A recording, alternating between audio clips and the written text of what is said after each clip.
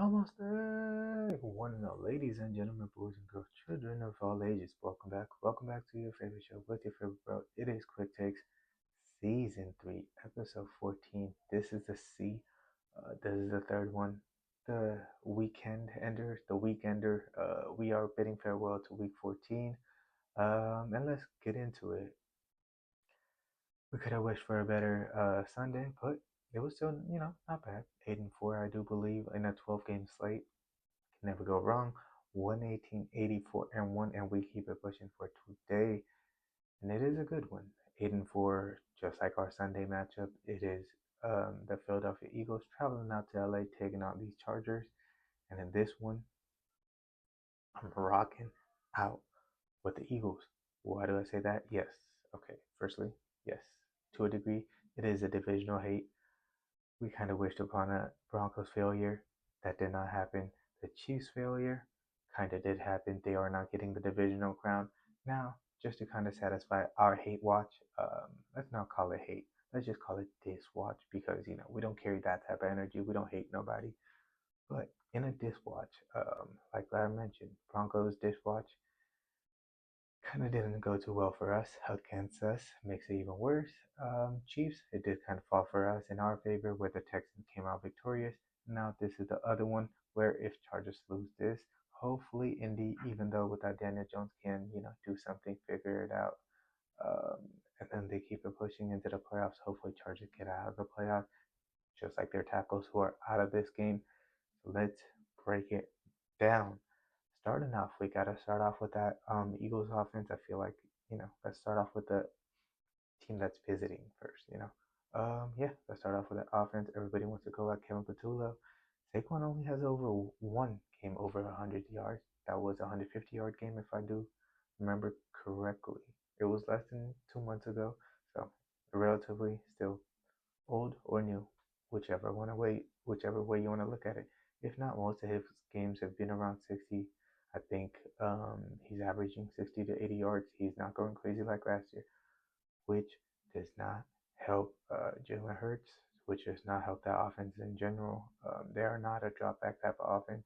They are under center type of offense that gets figured out over time.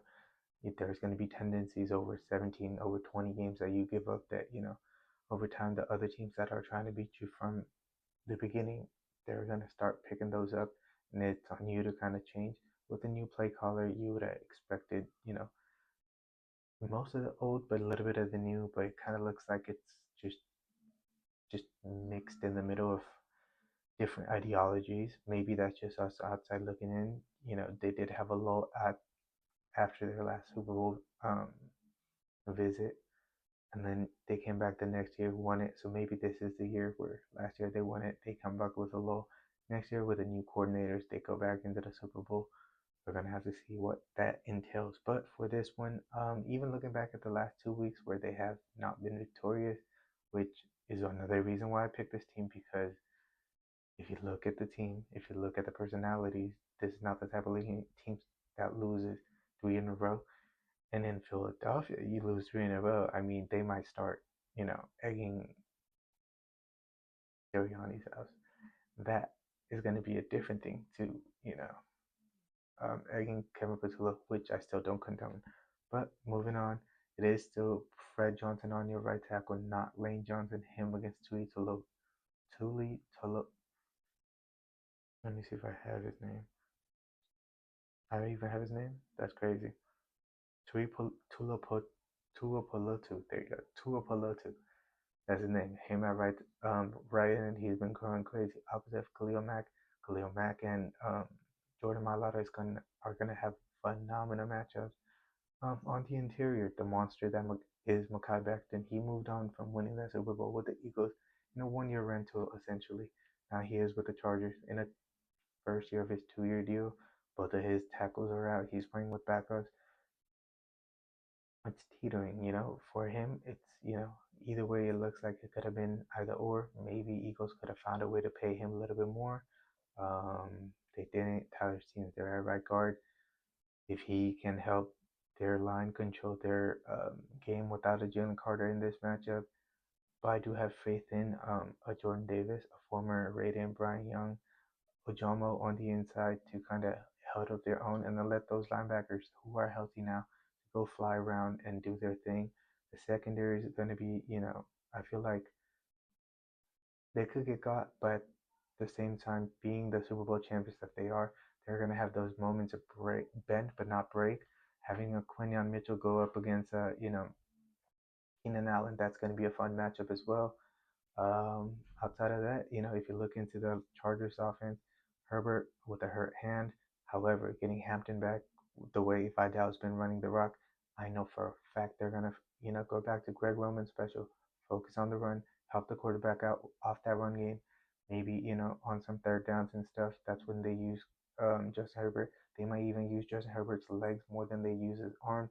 Though they have kind of gone out of Harbaugh and Greg Roman's MO in a sense of running the rock and had Herbert just throw the ball around with the weapons that they, acquired. So it could be either or, but I don't see them, being able to run or being able to throw the ball around at the same time for the Eagles. I think they can if they want to, but I am going to hope that they are going to come out with a game plan that has run game focus, run game heavy, which opens up everything else because the secondary for the Chargers, they still leave me with, a lot more to be desired because if you look into it, it is Dante Jackson, solid speed, a veteran, but still a little bit undersized for AJ Brown to, take on as a cornerback one.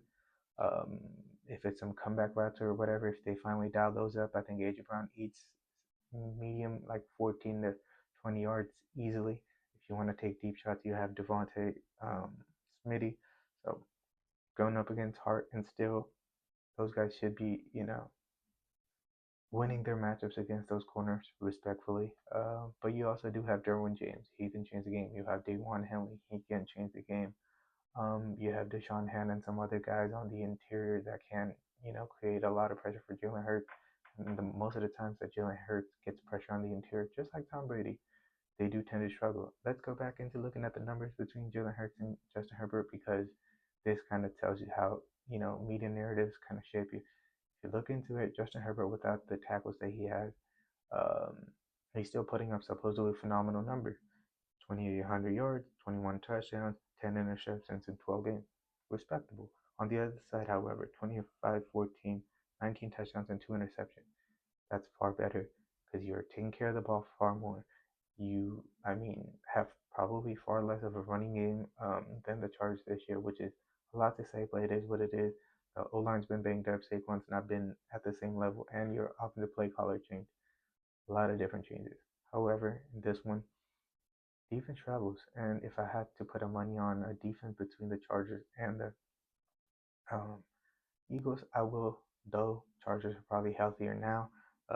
For the Eagles, let me check. They don't have Jalen Carter, as mentioned. They don't have Josh Uche. They don't have Okoronkwo. They still don't have Marcus Epps. And they don't have Mukuba in the back end either, who can also help out in special teams. That could be another factor. Special teams, whoever, can take advantage of field positions and that, they might come out on top. But like I mentioned, already 0-2 in the last 2 weeks. They go out with a third straight loss. The way Rams are playing, Seahawks are playing, not just are they going to slip out of having even a chance at the top seed in the NFC, they might even, be looking at like a 6th, 7th wild card seed based off the way NFC is floating. More than likely, they are still going to win their division, but even if they are 4th seed, they are going to have to play a very good team, and the path to the Super Bowl this year might be a little bit more difficult. So it's going to be interesting to see how they perform going forward. Chargers,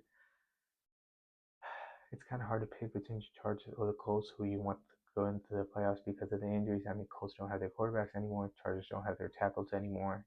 More than likely, both of those teams get out in the first game. So after that, it's not going to matter. But till then, we are going to be, like I mentioned, not hate, but it is a division on this watch.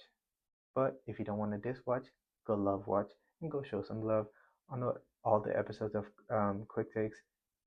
Jump Ball will definitely be coming soon. I know you guys are tired of me saying and probably even more tired of hearing it, but I promise it will be back soon.